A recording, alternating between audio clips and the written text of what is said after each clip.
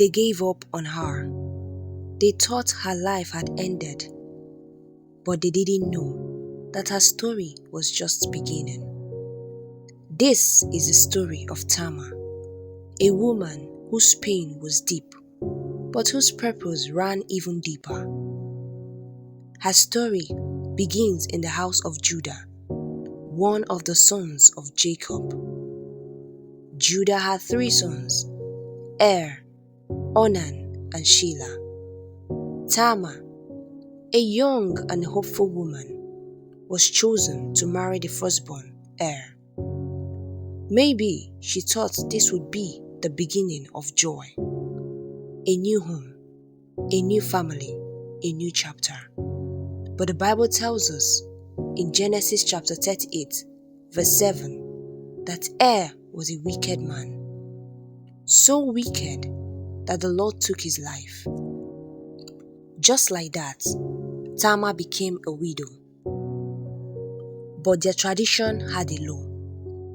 If a man dies without a child, his brother must marry the widow and give her a child in his name. So, Tamar was given to the next brother, Onan. But Onan didn't want to raise a child that would carry his brother's name.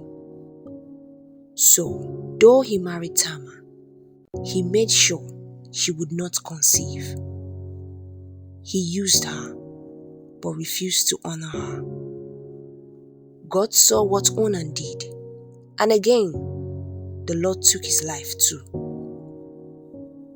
Now, Tamar had lost 2 husbands, both were Judah's son.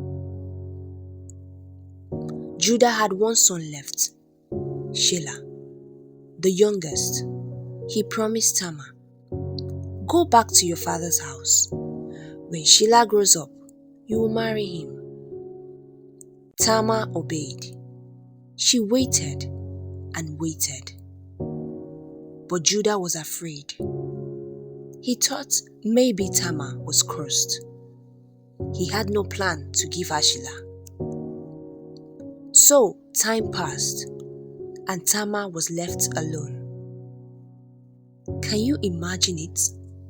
A young woman, full of hope, now hidden away in shame, dressed in widow's clothes every day, watching her youth fade, watching life go on for everyone else, while hers stood still.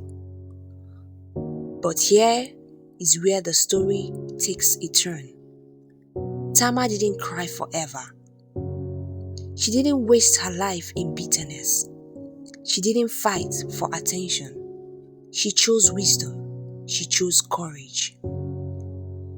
One day, she heard that Judah was traveling nearby for a sheep shearing festival. Tamar took off her widow's clothes and covered herself in a veil, and went out to wait by the roadside near the town of Enaim. When Judah passed by, he didn't recognize her. He thought she was just a prostitute, so he approached her. Tamar didn't speak much. She only asked, "What will you give me?" Judah said, "I will send you a young goat." But Tamar asked for something more. "Give me your seal, your cord, and your staff until you send it." Judah agreed. And that night, without knowing, he fulfilled the very promise he had refused to keep. Days passed. Tamar returned home. She put back on her widow's clothes and waited in silence. Then the news spread. Tamar is pregnant. Judah was furious. "Bring her out," he said. "Let her be burned."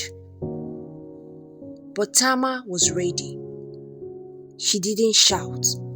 She didn't defend herself with words. She simply brought out the seal, the cord, and the staff. She said, The man who owns this is the father of this child. Judah recognized them immediately.